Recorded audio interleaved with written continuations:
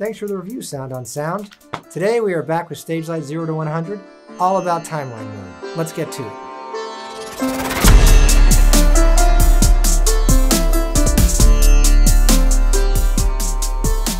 Welcome back, everyone. Matthew Presley here with another episode of Stagelight 0 to 100.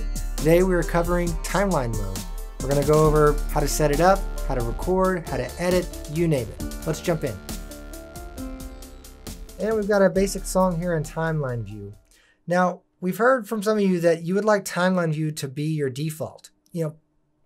Normally when you install Stagelight, our default mode is Loop Builder. Let me show you something real quick before we do a dive in.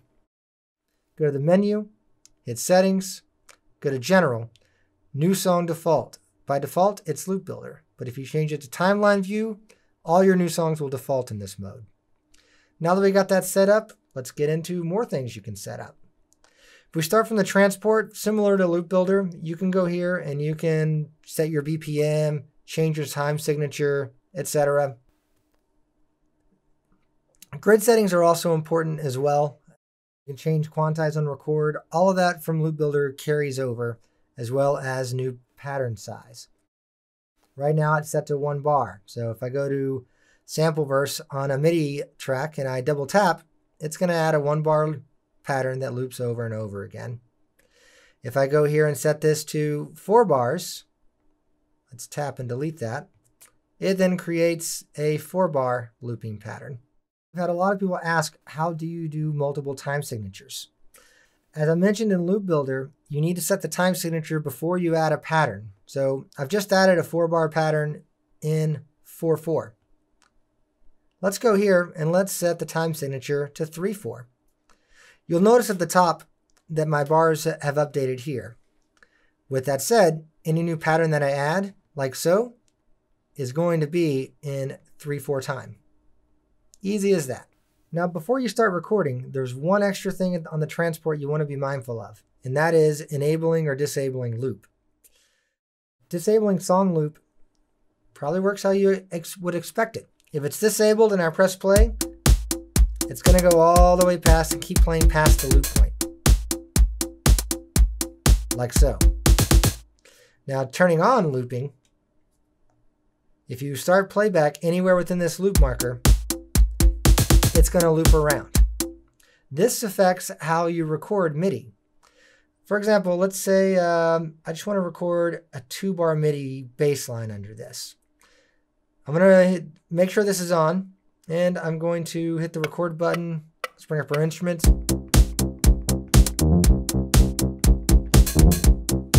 And it starts looping like so. If I wanted to record the entire 4 bars without looping, I can delete that. I can just turn this off, hit record again,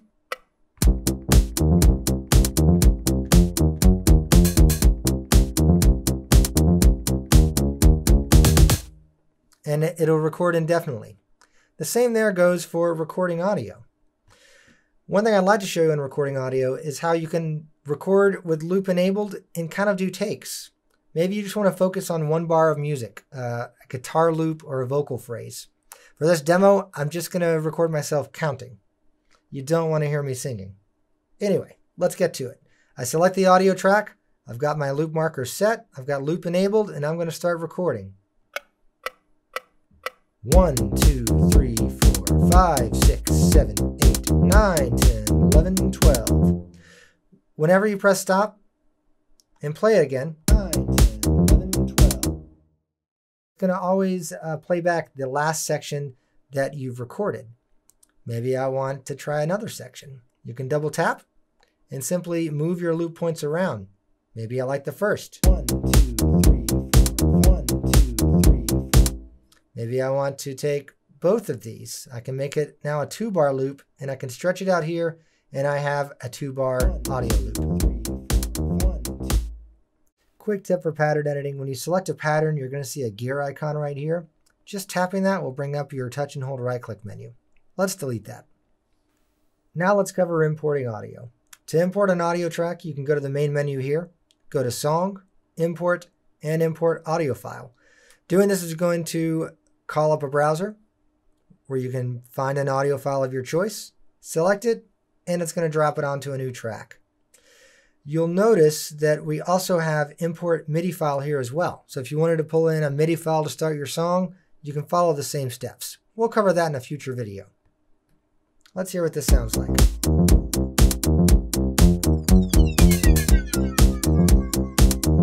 Cool.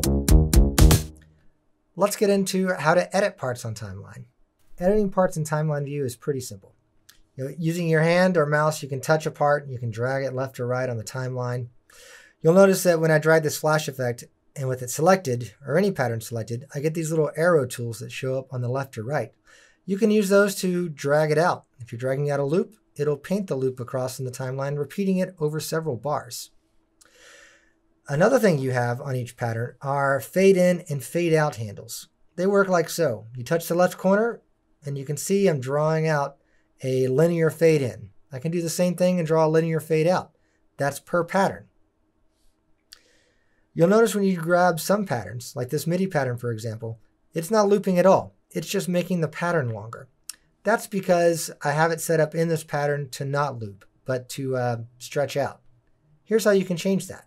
I can double tap to bring up the Midi Editor. You'll look at the start and end points up here and notice that it's a gray color. That means looping is disabled. If I hit the pattern menu button here, turn on looping, close out of that, I can now paint this pattern over and over like so. You can do further edits as well. Like for example, I left some dead space there.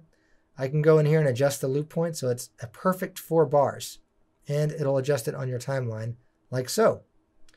We can do that on our drum pattern as well, and we can extend each part out as long as we want.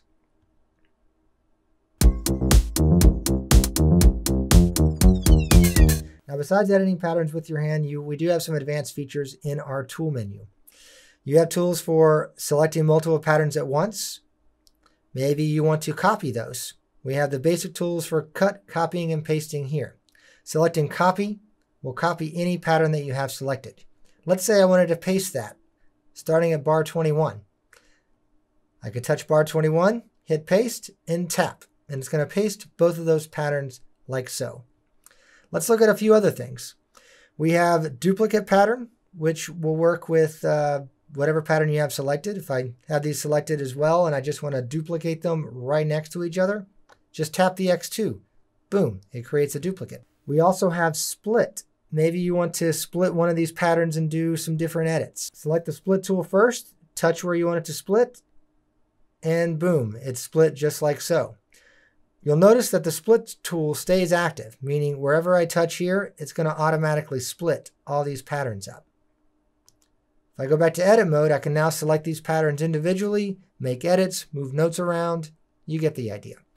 One of the last tools are the loop breakup tool.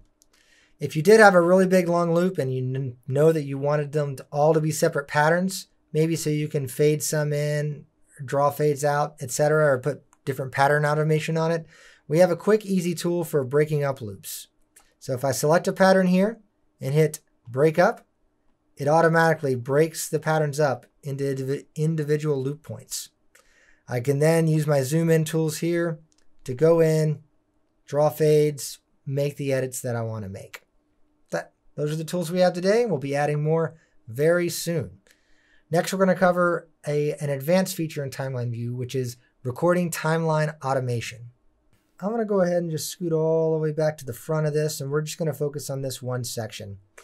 Quick tip. Now, I just scrolled all the way, but my play cursor is further ahead in the song.